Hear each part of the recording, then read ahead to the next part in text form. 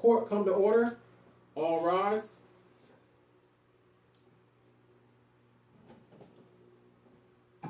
Thank you. You may have a seat, please.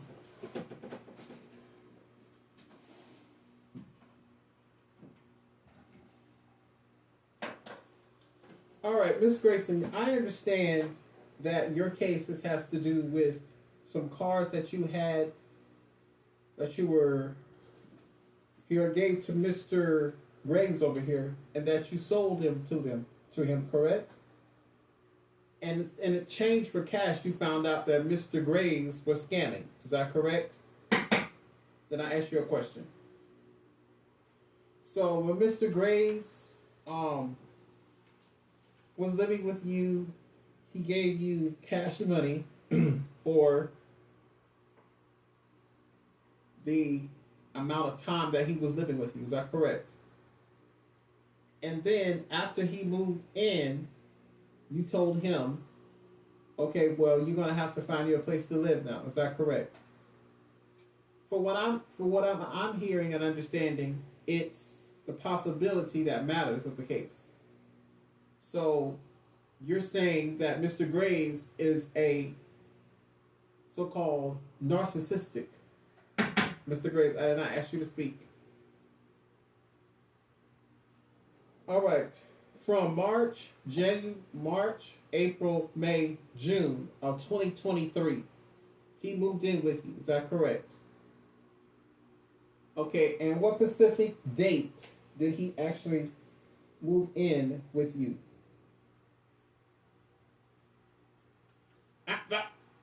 I didn't ask you to speak.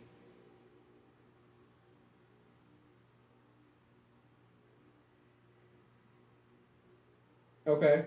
Do you have the dates? You can either pull them up or pull them out your hat.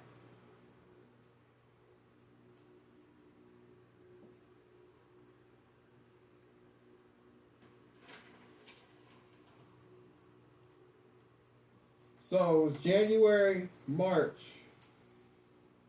he paid rent. Is that correct? How much did he pay in April?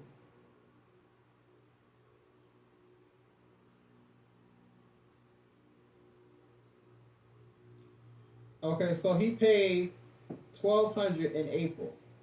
Did he pay that cash, check, or cash out? Okay. All right. Mr. Graves, before I ask you any questions, I'm gonna say you told Miss Greer over here, Miss Greer, that you were on a financial situation where you needed the money. Is that correct? Then you go on to say, well, it's not my fault that I needed the money. So explain to me at what you mean by you was financially unstable when you had a home with your wife and your wife found out that you were cheating later on. I'm speaking, you said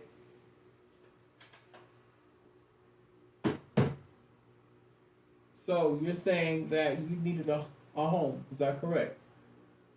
And then from the time being, you confronted her about you and your belongings in her house. Why does she not let you come pick up your belongings? Okay. So you're saying that she wanted the money to herself. So you stayed there January, March, April. What happened in May?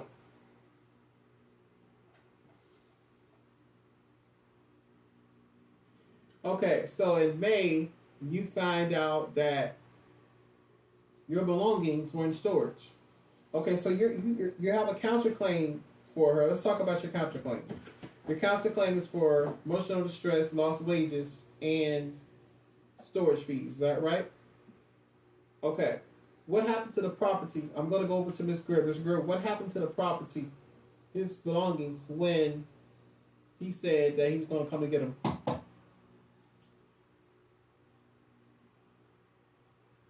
Okay, so he didn't come and get the belongings. Okay, so for your counterclaim against him for property damages, I'm not going to reward. I'm not going to make him pay for $5,000 for damages that were caused in your home because after he moved out 3 days, I'm not going to order him to pay that. So your counterclaim is this. Your countersuit is dismissed. Yours is granted. I'm going to grant you the judgment of the court. Now we're moving on to the property damages. Tell me what happened. I mean, lost wages. How does she make you lose your job, sir?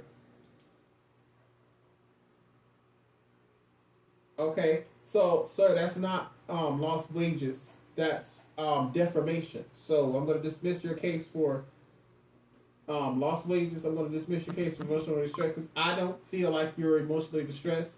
So I'm going to rule judgment for the plaintiff, judgment for the defendant in the amount of $1,000. We're done here.